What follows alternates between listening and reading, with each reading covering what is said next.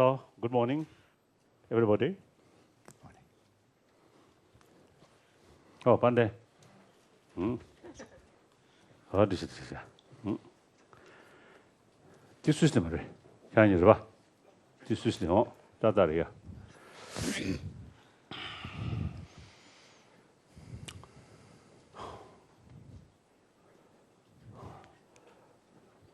Now, indeed, firstly, I want to express my greetings to our long time, our friend. And this is something reunion. I believe, I think last more than 20 years, our small group, I think, out of our serious discussion, at least I think we made some contribution. Firstly, for our knowledge about reality, external matters, particles, and our inner world, particularly most sensitive inner world, that is emotion. I think through our discussion, I think some point seems, I think, become clearer. And through that way, I think our discussion also brought some, I think, the impact. I don't know, impact, or I don't know. Effect. Those people who usually not much serious about our inner world. I think our discussion brought some recognition of interest. Bring some interest. People who normally not much concerned about our inner world. Not necessarily as a religious matter, but simply we are living being with mind, with consciousness, with experience, emotion. So naturally we cannot neglect these things. We want happiness. Happiness is kind of mind. So the very meaning, the very fact of joyfulness is emotional mind. Mental state. So we must know better awareness about that. So I want to express my deep appreciation to our long-time participant, and I must express my deep appreciation and kindness. One, Francisco Varela, and then also Livingston. Bob Livingston. Bob Livingston.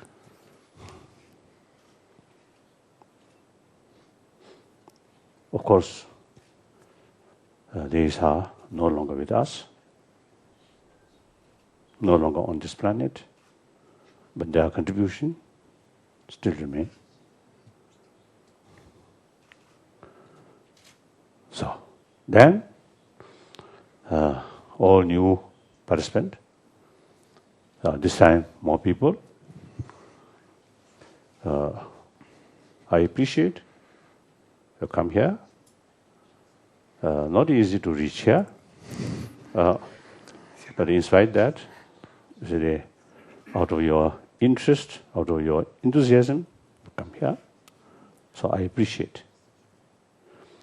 And I'm sure our new participant certainly can make equal important contribution. So, then, what else I should say?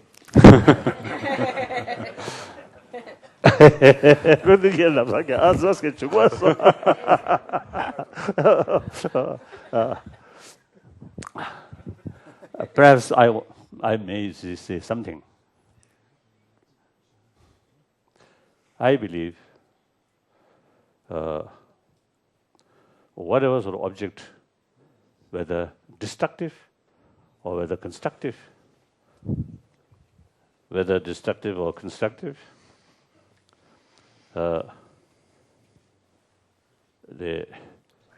whether you achieve satisfactorily that goal, much depend on the method. Method, realistic method, certainly should bring satisfactory result. Even destructive work. Realistic method can be more effective.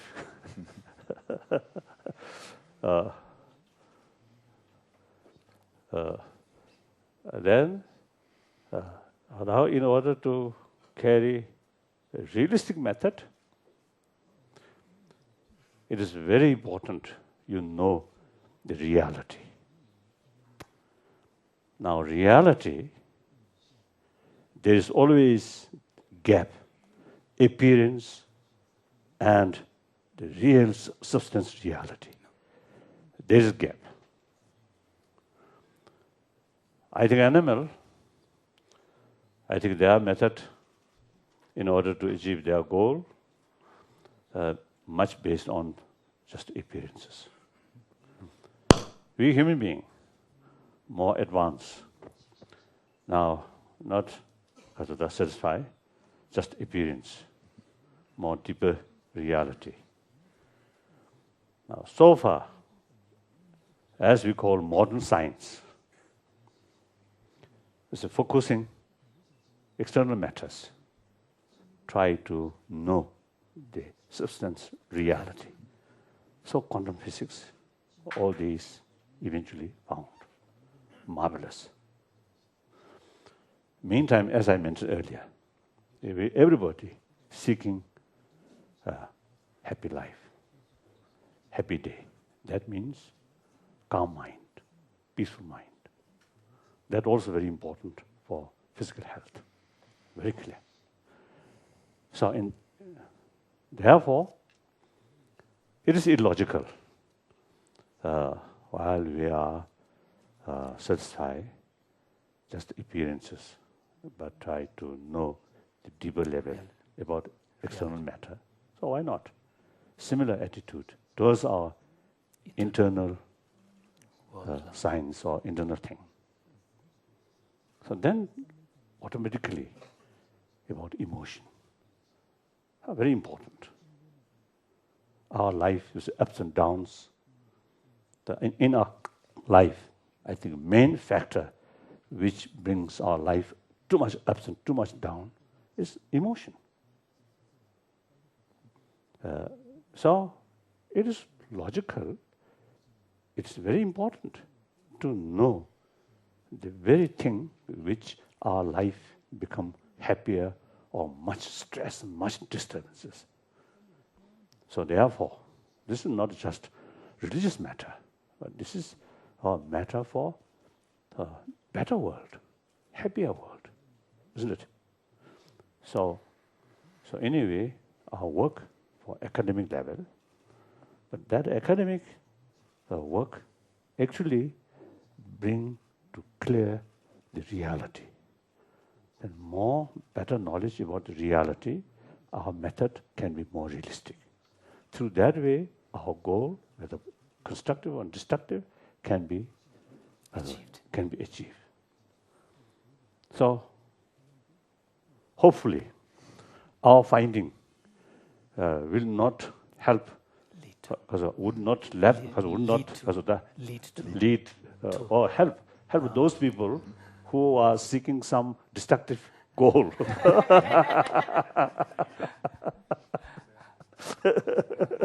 Some people who want to manipulate others' mind, that better knowledge about mind, about emotion, then they may use these in order to destroy the other.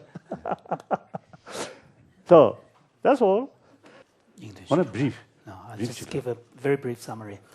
His Holiness was explaining to the Tibetans that it's been now 22 years since this series of dialogues began, and at the initial stage, among the Tibetans, and particularly among the monastic members, there was quite a high level of skepticism about the whole value of this kind of dialogue.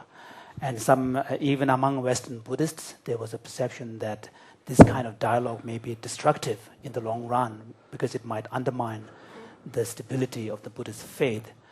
Regardless of these kind of attitudes, His Holiness said that he had been very convinced of the value of this kind of dialogue and pursued, and over the years it has become very evident that in fact there is a real value.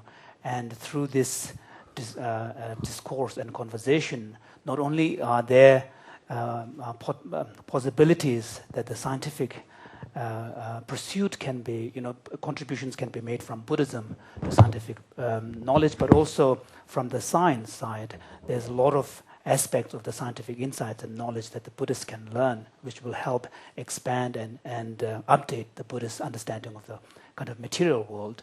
And so he just wanted to inform that to the Tibetan people who are here.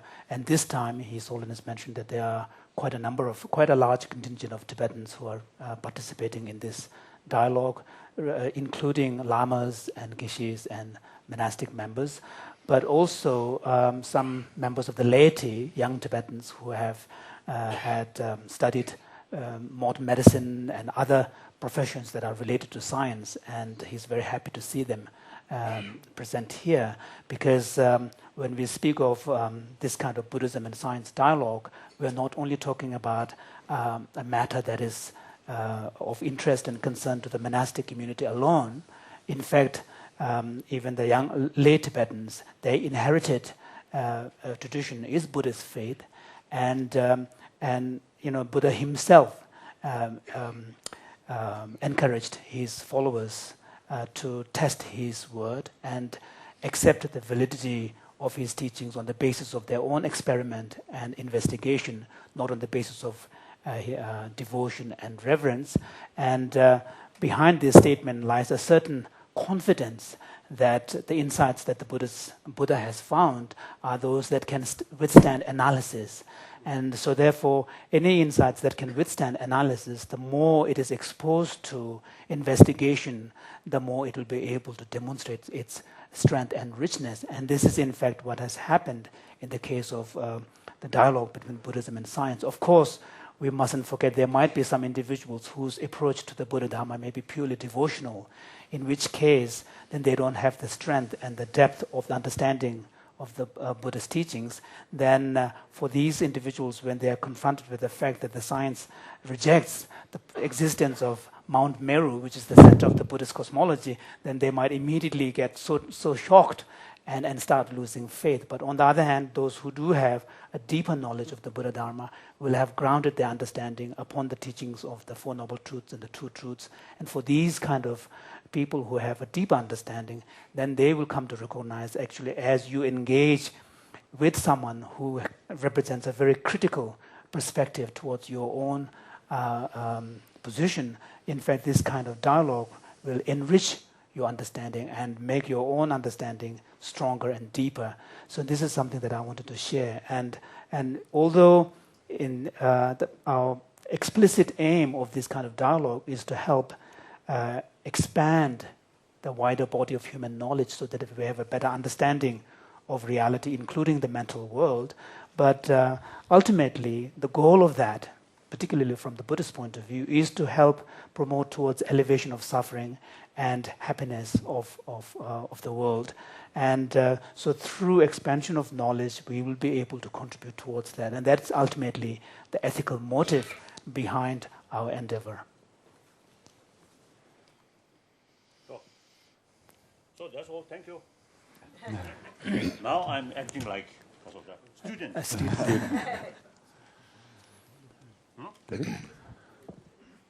Can everybody hear me? Yeah. Excellent. Your Holiness, it's an honor and a pleasure to be with you this morning. Thank you for having us all here with you today and for the week.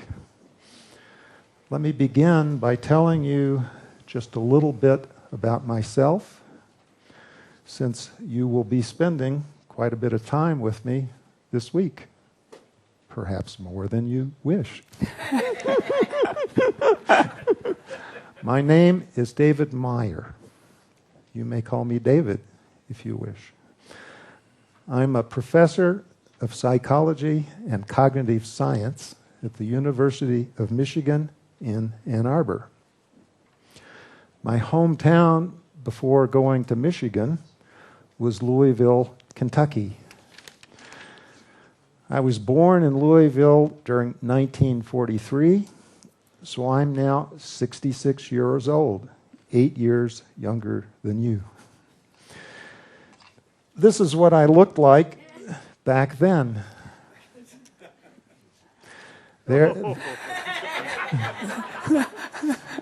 Those are my mother and my father. This is what I looked like when I was in high school at the time when you escaped from Tibet to India. I was 16, you were 24. I know that you're somewhat familiar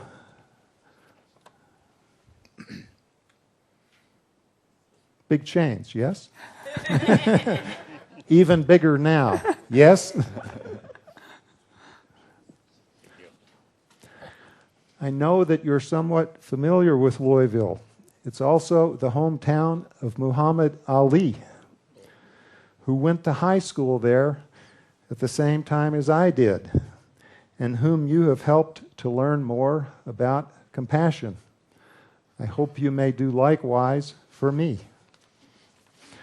Louisville is also near Gethsemane Monastery, which was the home of Thomas Merton, who came to visit you in India just before he died.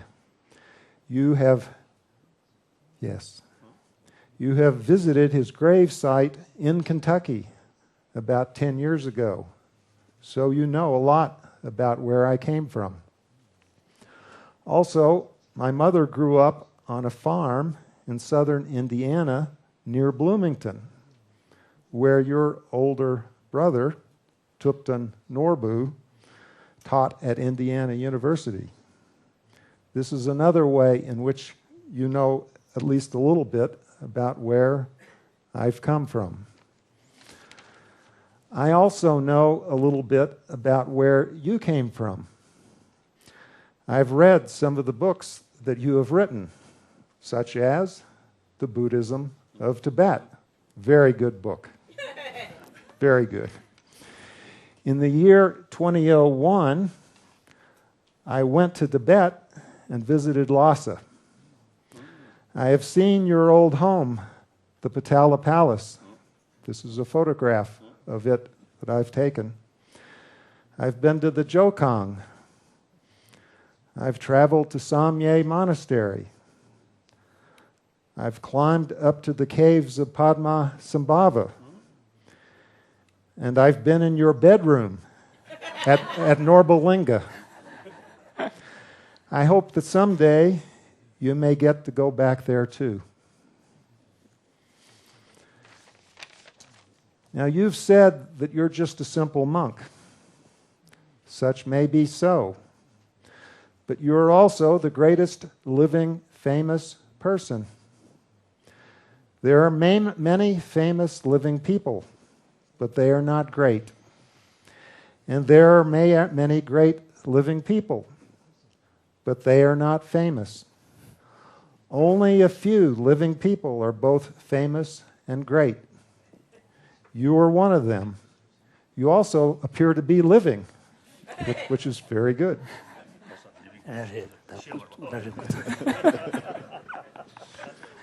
You have done more to help humanity during my lifetime than anyone else I know. So it's a unique privilege to be here with you today. I am just a simple professor. So please have compassion for me during our meeting.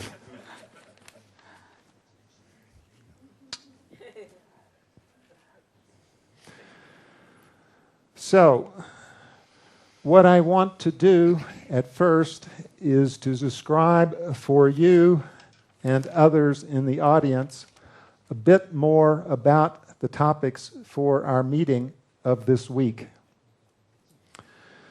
The meeting will deal with the topics of attention, memory, and the mind. So, just to make sure that everyone knows what we will be talking about, I will give a few brief, non-technical definitions about what I think these words mean. So, for example, attention. I will take attention to be the mental faculty that enables sentient beings to concentrate their perception, thinking, and judgment and actions on selected important objects.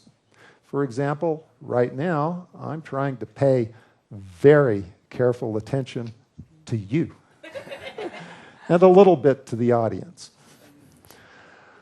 By memory, our definition will be the mental faculty that enables sentient beings to store and recall knowledge learned from past experience for present and future purposes. I assume that both the definition for attention and the definition for memory have at least some similarity with what Tibetans would expect them to mean.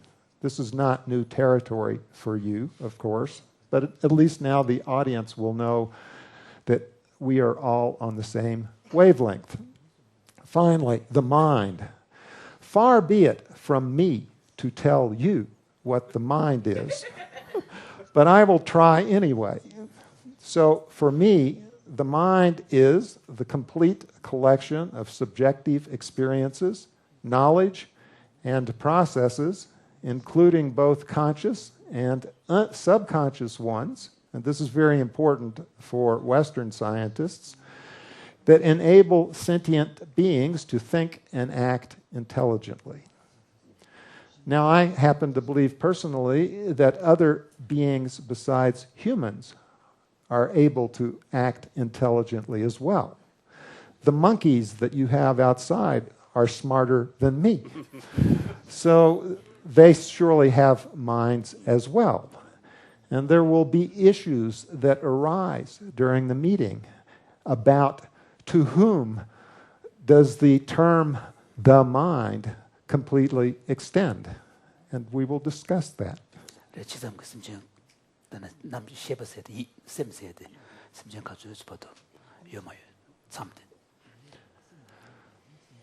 Now, attention and memory and the mind are important because, as you already mentioned today, all sentient beings would like to suffer less and be happier. And to decrease suffering and increase happiness requires training the mind. Mental training involves practicing to get control over the attention.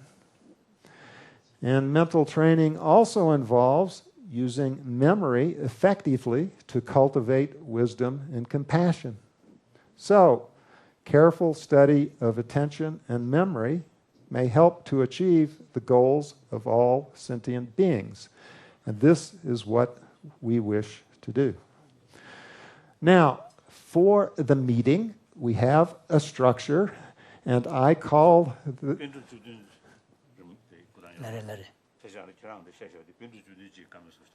His Holiness was saying that in this hall you will see tankas hung around, And these are the tankas of 17 great Nalanda masters whose writings are important for the Tibetan tradition. And listening to your presentation, it sounds as if one of those panditas were alive, they would be making the same kind of presentation. Well, you are putting a lot of pressure on me.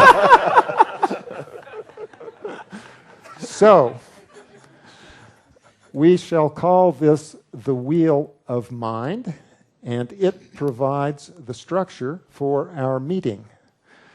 At the center of the wheel will be Buddhism, and we will think about Buddhism the entire time.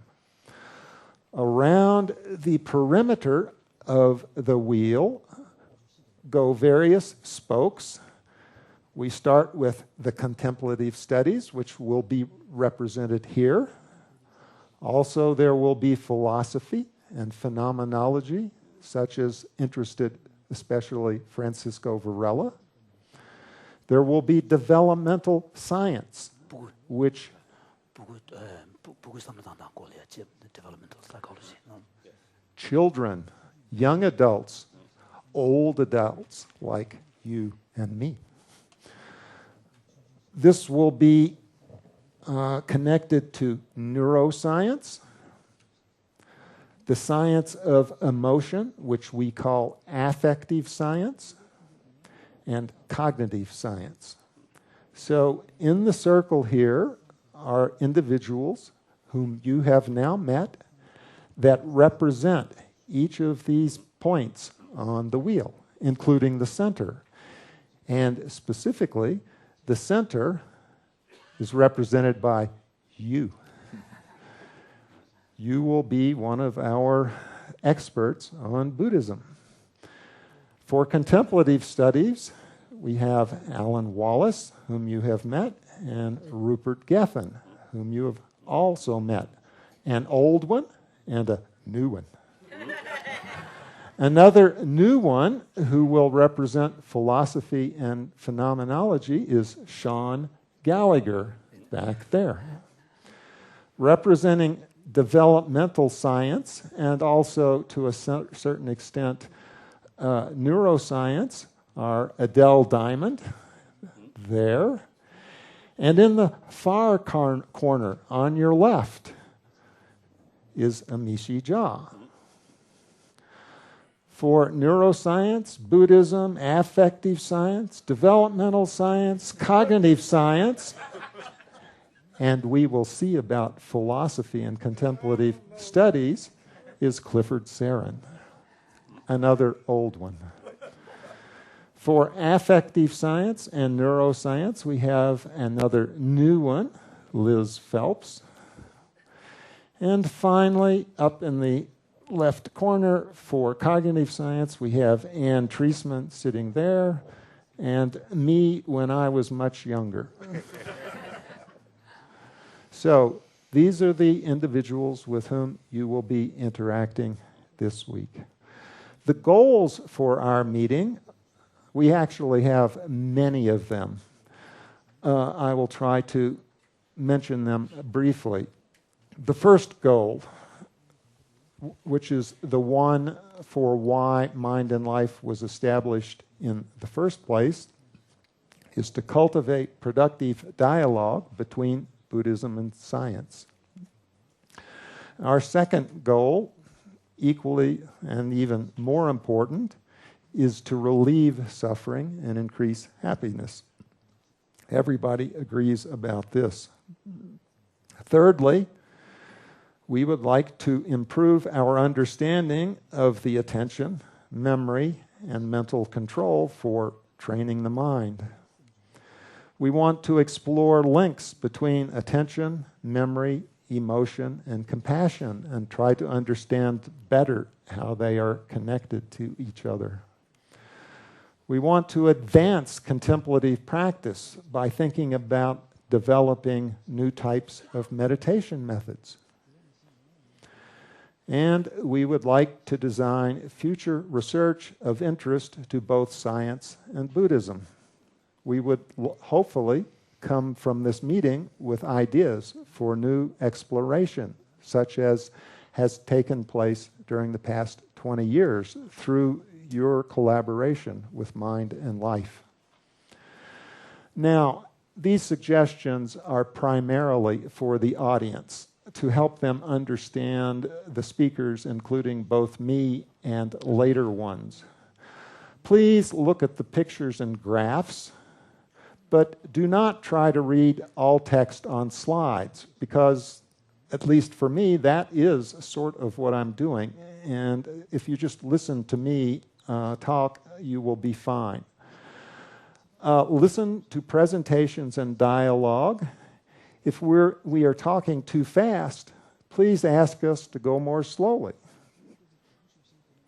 So, my presentation for today is entitled Multitasking, Meditation, and Contemplative Practice.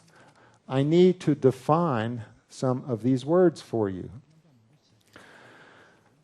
For me, task is a word that means a piece of physical or mental work that is done by using a specific procedure in order to achieve a desired goal. For example, brushing your teeth is a task. It has a goal. This is to get your teeth clean, and you have a procedure for this. You use a toothbrush, toothpaste, and away you go. Solving an arithmetic problem is another kind of task. There are many, many tasks. Multitasking is a word that concerns trying to do two or more tasks by working on them at the same time, which we call simultaneous multitasking, or by switching back and forth between tasks, which we call sequential multitasking.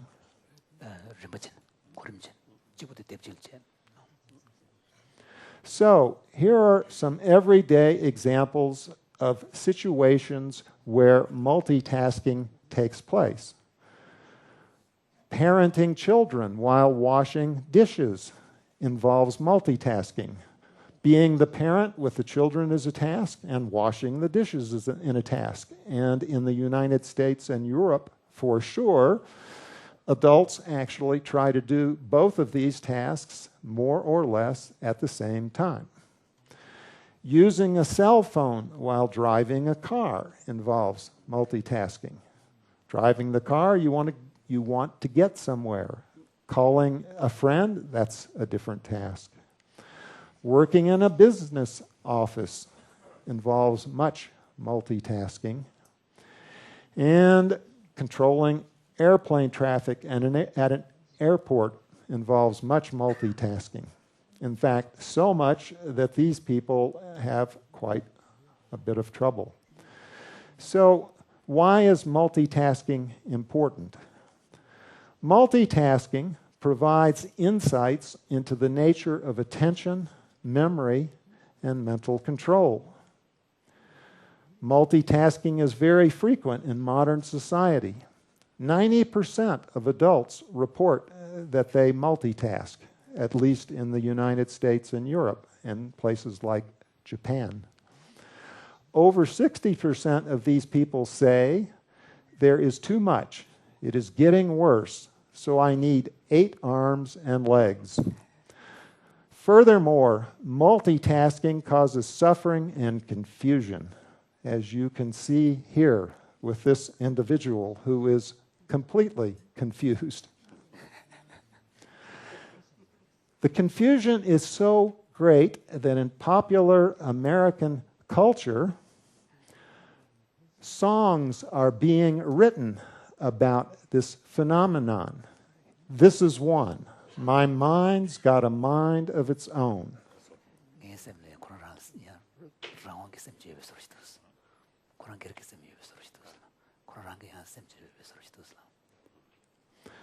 My mind has a mind of its own. It takes me out walking when I'd rather stay at home. It takes me out to parties when I'd rather be alone. oh, my mind's got a mind of its own. I've been doing things I thought I never would do. I've been getting into trouble without ever meaning to. I no sooner settle down than I am right back up again. I feel just like a leaf out in the wind. And so it goes. And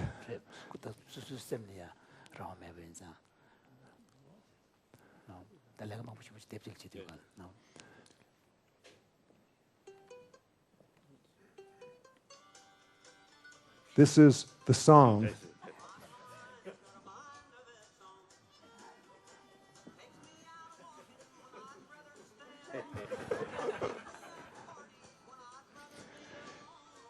The singer of this song is a prominent Buddhist in America, Jimmy Dale Gilmore. He has performed for the Tibet House in New York City to raise funds. And he is the performer for this song. And, well, we've had enough of that. So, reasons to study multitasking. Suffering caused by multitasking may be decreased by careful investigation.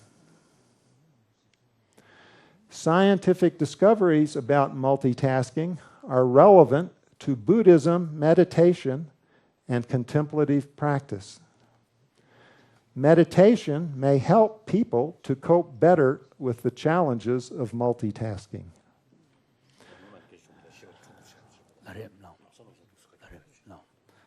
I was just referring to, sometime in the past we had discussions about how some individuals are able to switch from one to another very easily without getting stuck. Yes. We will discuss that further. Now, because time is short and I want to make sure you know what my conclusions will be because they will provide later discussion, I will tell you some conclusions now.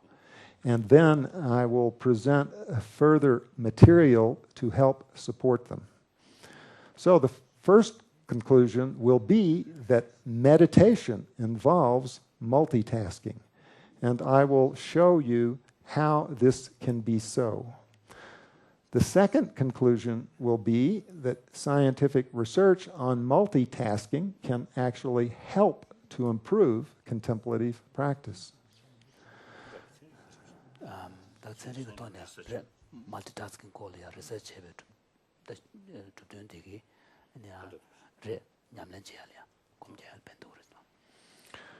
A third conclusion will be that right mindfulness and right concentration can be understood on the basis of scientific theories about multitasking. Right mindfulness, right mindfulness,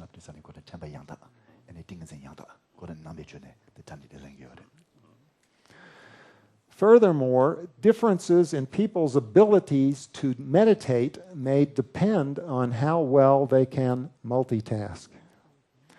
Here are a few more major conclusions. Data on multitasking suggests that mixing meditation methods in certain special ways during practice may be especially beneficial. Also, data on multitasking provides tests of Buddhist theory from the Abhidhamma. And multitasking is crucial for collaborations between first-person and third-person research. So, how can this